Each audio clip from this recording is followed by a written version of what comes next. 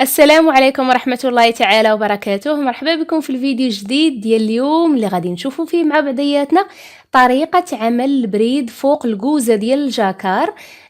بالنسبة للأشخاص اللي ما شافوش الأجزاء السابقة غتلقاو الروابط أسفل الفيديو، غير ضغطوا على السهم اللي كاين أسفل الفيديو، راه هذاك هو صندوق الوصف، غتلقاو فيه جميع الروابط. المهم هذاك المثلث اللي بالبريد والعقيق خدمته في الفيديو السابق، والان غادي نكمل معاكم الجوزة نشوفوها كيفاش غادي تخدم. المهم حتى هي غادي نقسمها لجوج ديال الفيديوهات باش ما نطولش عليكم بزاف، فغادي نخدموا اليوم واحد الجزء وان شاء الله في الفيديو القادم نكملوا الخدمه مع بعض. المهم كيف ما كتشوفوا معايا اول حاجه غادي نديرها هو غادي نثبت الخيط فوق هاد الخدمه هذه. انا هنا استعملت الخيط الحرير المبروم اللي خدمت به الخدمه، هو نفسه اللي غادي ندير به البريد. برمته هنايا على 3 ديال الشعرات كيف ما سبق ليا وقلت لكم. برموا على اليد ديال الباب باش تعطيكم خيط يكون طويل، الحجم ديالو يكون طويل ويكون كافي باش انكم تخدموا الخدمه ديالكم كامله. المهم هنا كيف ما كتلاحظوا معايا من بعد ما ثبت الخيط غادي نرجع وغادي نمشي لهاد النقطه هذه. هنا عينكم ميزانكم، المهم ما غاديش نقدر نقول لكم هالنقطه فين غادي نتخدموا بالضبط، فغادي تحاولي تعتمدي على عينك ميزانك. المهم وتجيبيها في الوسط، يعني في الوسط تخدمي على النقطه اللي في الوسط، وغادي نرجع وغادي نخدم في هاد الفراغات هادو. غنمشي لهاد الفراغ الفوقاني، طبيعه الحال هذاك الراس ديال الجوزه ما تنقربش ليه، ما تنخدمش فيه، كنمشي للفراغ الثاني هو اللي كنعمر فيه. بالنسبه للابره فهي الابره ديال الراندا عاديه، رقم ديالها 5. كيف ما كتلاحظي معايا 1 2 3 4 5 6 7 8 9 10 11 12. درت هنا 12 دورة ولا 12 لفة على الإبرة. المهم هنا لاحظوا معايا دائما ما تزيروش البريد، خليوه يمشي غير بشوية على خاطره. حاولي انك تدفعي الخيط بهاد جوج ديال الصبعان، وليدك اليمنى اللي فيها البرة تجري بها الخيط، يعني ليد كتجر كيف ما كتلاحظي معايا في الصورة، ليد تتجر وليد تدفع، ولكن راه بهدوء، يعني ماشي تفورسي على الخدمه ولا توركي عليها بواحد القوه، غير بهدوء وبشويه عليك حتى تتعلمي. المهم بطبيعه الحال البريد في الاول راه تيكون صعيب، ما تيكونش يعني ساهل، ولكن من بعد مع الوقت كل نهار يعني تحاولي انك تخدميه مع الوقت، يعني غادي تبداي كتعلمي غير بشويه بشويه. هو صراحه تيبغي الوقت عامل مهم بزاف. هنا كذلك غادي نعاود ندير نفس القضيه، حيت انا بغيت يجيوني جوج ديال الاشكال مقابلين مع بعضياتهم. كتدوري الخيط 12 مره. مهم بالنسبه لي انا هنا عندي المسافه قصيره، هادشي علاش درت 12 دوره. لاحظوا معايا مزيان، غنرجع نهبط في نفس النقطه اللي خدمت فيها هادو بجوج، غنهبط وغادي نحاول. لاحظوا معايا مزيان دابا ولاو عندي جوج، غنحاول نهبط واحد شويه ولكن في المركز في الوسط، يعني ديما انا غاده على الوسط. لاحظوا معايا مزيان، غنحاول نهبط غير واحد شويه، واحد المسافه قريبه، حيت مازال باغا نهبط واحد الهبطه واحده اخرى. هنا غادي نمشي للفراغ الموالي، الفراغ اللي من وراه هذا رقم 3، مو الفراغ الثالث. إذا حسبنا هذاك الراس ديال الجوزة هو الفراغ الأول، نحاول نرجع نطلع الإبرة من نفس المكان اللي هبط فيه في الأول. فكيف ما كتلاحظوا معايا الخيط دائما تيكون على هذا الشكل الدائري، وديما انت كتلعبي بالخيط كيف ما بغيتي، 1 2 3 4 5 6. مهم غادي تبقاو تحسبوا. هنا تقريبا درت 16 ولا 17. مهم طبيعة الحال كل وحده غادي تخدم على حساب المسافه اللي كاينه عندها، يعني ماشي انا الاعداد اللي كنعطيهم راه غير اعداد تقريبيين، فكل وحده غادي تخدم على حساب المسافه اللي هي عندها. في الاول كتجيك واحد شويه صعيبه باش تقري شحال غادا ديري، ولكن من بعد مع الوقت تولي عارفه، يعني غير كتبان لك المسافه كتولي عارفه شحال غادا ديري فيها.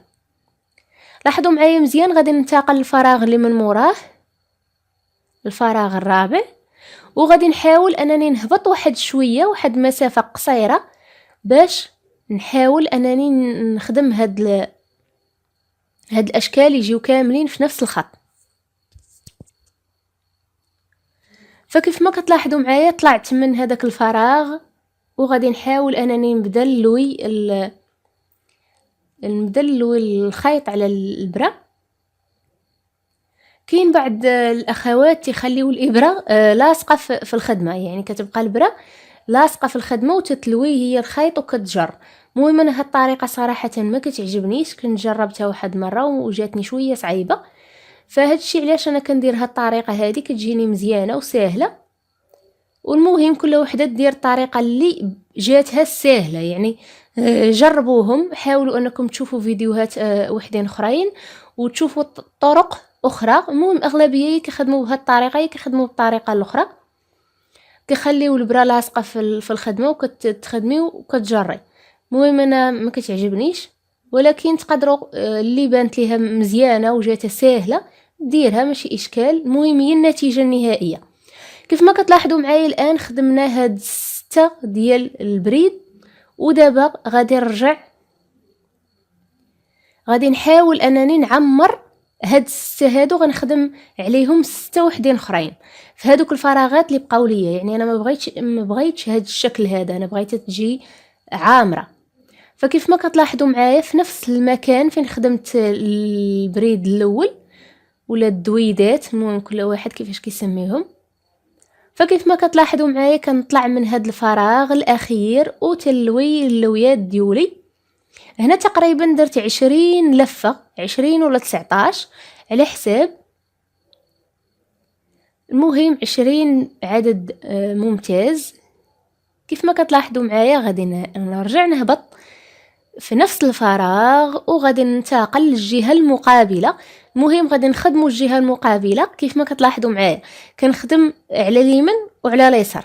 المهم هذه غير طريقه باش نشوف الخدمه كيفاش غاده وتجيني سهله.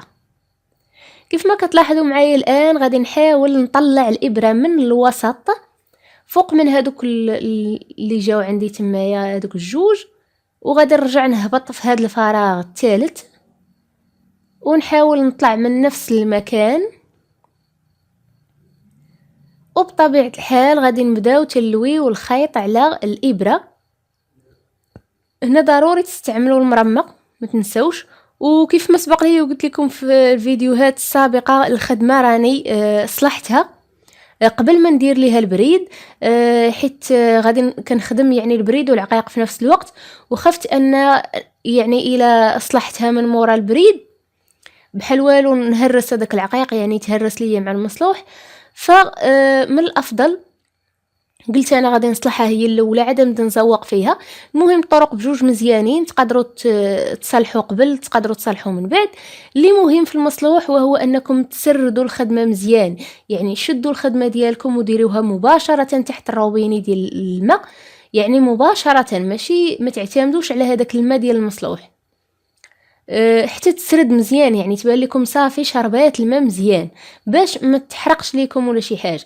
المهم من بعد وغادي نصلحوها عادي جدا. بزاف ديال السيدات كيقولوا لي ما عندناش المصلوح، واش ضروري المصلوح؟ بالنسبه لاي خدمه سواء هذه سواء واحده اخرى ضروري المصلوح في الكروشي مهم بزاف. كروشي ماشي بحال الراندا ما كتصلحش حتى كنساليو الجلابه عاد كنصيفطوها تصلح. اما الكروشي لا، الكروشي خاصك تصلحي الخدمه قبل ما تلصقيها فوق الثوب. الا خليتي الخدمه حتى لصقتيها فوق الثوب يقدر يوقع لك شي مشكل.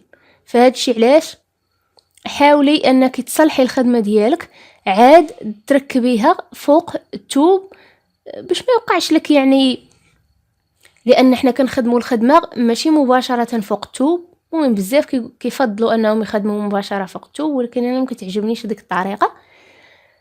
فالمصلوح عمليه مهمه بزاف.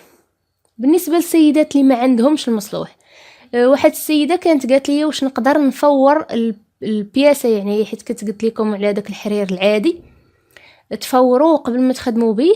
المهم في واحد الفيديو سابق فقالت لي واش نقدر نفورها. صراحه انا التجربه ما جربتهاش، ولكن تقدروا ديروها، ولكن ضروري المصلوح. المهم اللي بغات تفور البياسه ديالها تقدر ديرها، ولكن من بعد حاولوا واحد الطريقه قديمه شويه. حاولوا تاخذوا شي كاسرونه مثلا، ولا المهم شي حاجه اللي تكون ديال المهم شي حاجه اللي تكون كتسخن، ديروا فيها الماء وخليوها حتى تسخن مزيان وصلحوا بيها. يعني تاخذوا هذيك الكاسرونه ديالكم ولا كوكوط ولا شي حاجه قولي احنا ولينا كنطيبوا مابقيناش المهم حاولوا تطبقوا الطريقه، تقدر تصدق. صراحه انا ما جربتهاش ولكن تقدر تصدق. بالنسبه للسيدات اللي ما عندهمش المصلوح وباغين شي حاجه اللي تكون سريعه ومتوفره عندهم في الدار، هذيك الكاسرونه ملي تسخن حاولي تصلحي بها الخدمه ديالك. كتبقاي كتسخنيها على البوطه وتتحاولي انك تصلحي هذيك الخدمه ديالك مزيان. تقدر تعاونك نوعا ما، ولكن كيبقى المصلوح افضل واسرع. بالنسبه لوحده اللي خدامه كتخدم يعني للناس وهذا راه ضروري خاصك المصلوح. ما يمكنش غتبقاي كل مره كتسخني في كاسرونه. حل شويه بطيء ولكن ممكن تعتمدوا عليه يعني كتجربه وصافي. فالان غادي ندوز واحد مرحله اخرى، وهو انني غادي نحاول نقسم هاد الخدمه هاد الكوزه هذه من المنتصف. فهذا هو المنتصف اللي عندي انا. كنطلعي البره من هاد النقطه هذه. دابا غنعكس الخدمه، نحاول نجي لهاد المكان وندير واحد الشكل. لاحظوا معايا مزيان، غادي نحاول نهبط ونعاود نطلع بطبيعه الحال من نفس النقطه. الان غادي ندير تقريبا 18 دوره ولا 17، المهم ما بين 17 18. لاحظوا معايا مزيان، غادي نحاول نهبط هاد الكروشي. المهم انا هنا راه دايره شويه ديال السرعه، فكيف ما كتلاحظوا معايا غادي نرجع نهبط الابره من نفس المكان. والان غادي ننتقل لهاد النقطه هذه، وغادي نحاول انني ندير واحد الشكل ديال مثلث. لاحظوا معايا كنحاول نعبر بهذاك الخيط. مهم كما قلت لكم عينكم ميزانكم، يعني ما كاينش شي حاجه اللي غتعطيكم هاد النقطه بالضبط فين غتهبطي البره، هنا فين غادا تطلعي البره، يعني ما كايناش هادي. انت كتخدمي عينك ميزانك، المهم في النهايه يجيك شكل مزيان. كيف ما كتلاحظي معايا درت هاد الشكل هذا، وغادي نحاول نرجع نعمر عليه.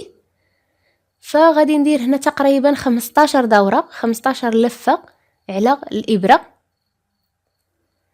وغادي نحاول انني نهبط هادشي كامل. هاد البريد هذا هو البريد تيبان ساهل ملي كتكوني دايره السرعه، ولكن هو صراحه صعيب وكيضيع الوقت بزاف، كيشد اليد. ولكن كما كيقولوا اللي بغى العسل يصبر قرص النحل فغادي تحاولوا انكم تعلموا، حيت ضروري الانسان يتعلم. حاجه مزيانه الواحد يكون كيعرف بزاف ديال الحوايج. فلاحظوا معايا الان غادي نبدل الابره، وغادي ناخذ واحد الابره رقيقه باش نقدر نخدم بها هاد العقيق هذا ديال الخيط. كنت وريته لكم في الفيديو السابق، وريتكم العقيق اللي غادي نستعمل وحتى الابره. المهم غادي ندير لها انا هاد الشكل هذا. فهذا هو الشكل ما قبل النهايه. مازال ان شاء الله غادي نوريكم هذاك الشبيكه اللي عندنا الوسط كيفاش غادي نعمروها وكيفاش غنديروا ليها البريد.